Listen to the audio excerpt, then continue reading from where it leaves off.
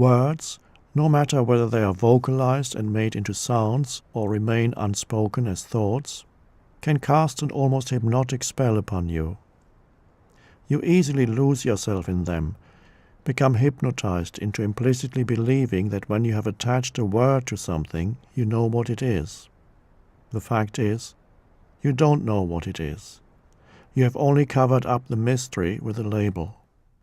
Everything, a bird, a tree, even a simple stone, and certainly a human being, is ultimately unknowable. This is because it has unfathomable depths. All we can perceive, experience, think about is the surface layer of reality, less than the tip of an iceberg. Underneath the surface appearance, everything is not only connected with everything else, but also with the source of all life out of which it came. Even a stone, and more easily a flower or bird, could show you the way back to God, to the source, to yourself.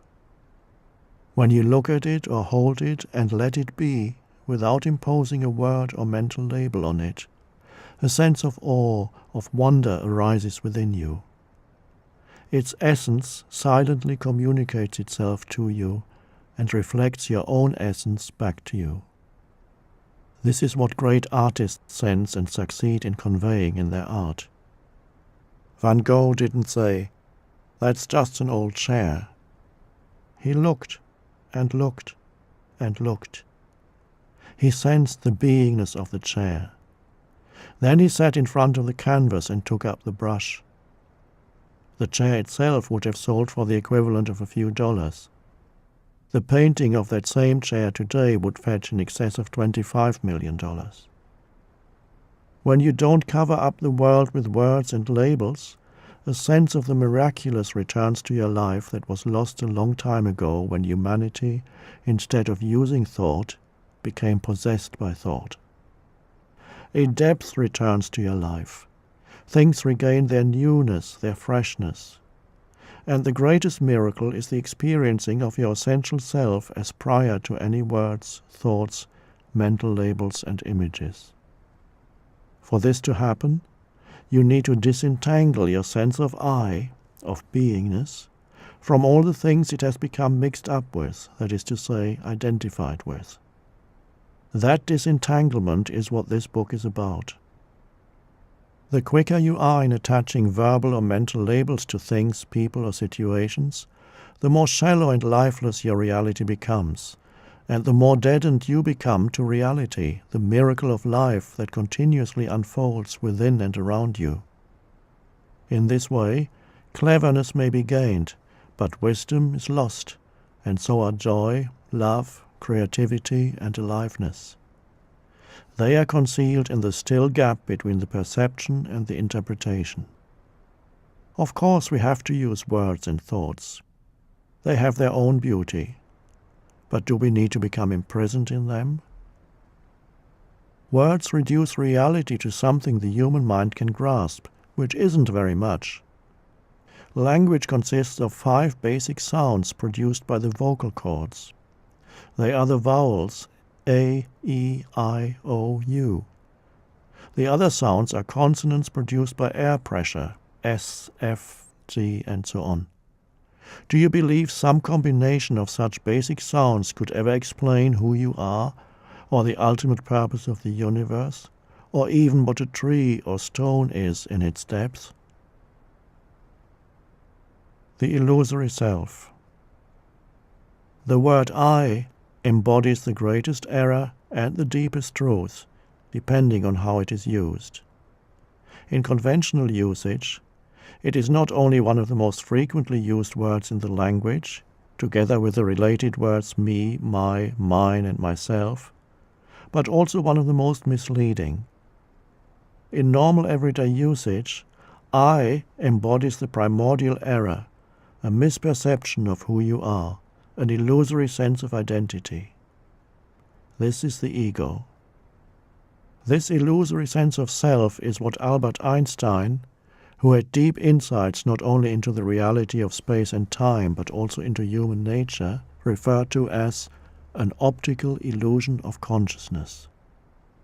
That illusory self then becomes the basis for all further interpretations, or rather misinterpretations of reality, all thought processes, interactions and relationships. Your reality becomes a reflection of the original illusion. The good news is, if you can recognize illusion as illusion, it dissolves. The recognition of illusion is also its ending. Its survival depends on your mistaking it for reality. In the seeing of who you are not, the reality of who you are emerges by itself. So what is the nature of this illusory self? What you usually refer to when you say I is not who you are. By a monstrous act of reductionism, the infinite depth of who you are is confused with the sound produced by the vocal cords, or the thought of I in your mind and whatever the I has identified with. So what do the usual I and the related me, my or mine refer to? When a young child learns that a sequence of sounds produced by the parent's vocal cords is his or her name, the child begins to equate a word, which in the mind becomes a thought, with who he or she is. At that stage, some children refer to themselves in the third person. Johnny is hungry. Soon after, they learn the magic word I and equate it with their name, which they have already equated with who they are. Then other thoughts come and merge with the original I thought. The next step are thoughts of me and mine to designate things that are somehow part of I. This is identification with objects, which means investing things, but ultimately thoughts that represent things, with a sense of self, thereby deriving an identity from them. When my toy breaks or is taken away, intense suffering arises. Not because of any intrinsic value that the toy has. The child will soon lose interest in it, and it will be replaced by other toys, other objects, but because of the thought of mine. The toy became part of the child's developing sense of self, of I. And so as the child grows up, the original I thought attracts other thoughts to itself. It becomes identified with a gender, possessions, the sense-perceived body, the nationality, race, religion, profession. Other things the I identifies with are roles, mother, father, husband, wife, and so on, accumulated knowledge or opinions, likes and dislikes, and also things that happened to me in the past, the memory of which are thoughts that further define my sense of self as me and my story. These are only some of the things people derive their sense of identity from. They are ultimately no more than thoughts held together precariously by the fact that they are all invested with a sense of self. This mental construct is what you normally refer to when you say I. To be more precise, most of the time it is not you who speaks when you say or think I, but some aspect of that mental construct, the egoic self. Once you awaken, you still use the word I, but it will come from a much deeper place within yourself. Most people are still completely identified with the incessant stream of mind, of compulsive thinking, most of it repetitive and pointless. There is no I apart from their thought processes and the emotions that go with them. This is the meaning of being spiritually unconscious. When told that there's a voice in their head that never stops speaking, they say, "What voice?"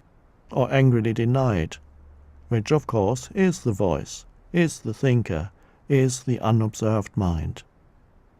It could almost be looked upon as an entity that has taken possession of them.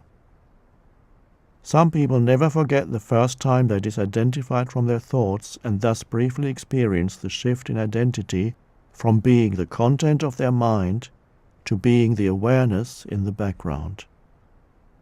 For others, it happens in such a subtle way they hardly notice it, or they just notice an influx of joy or inner peace without knowing the reason.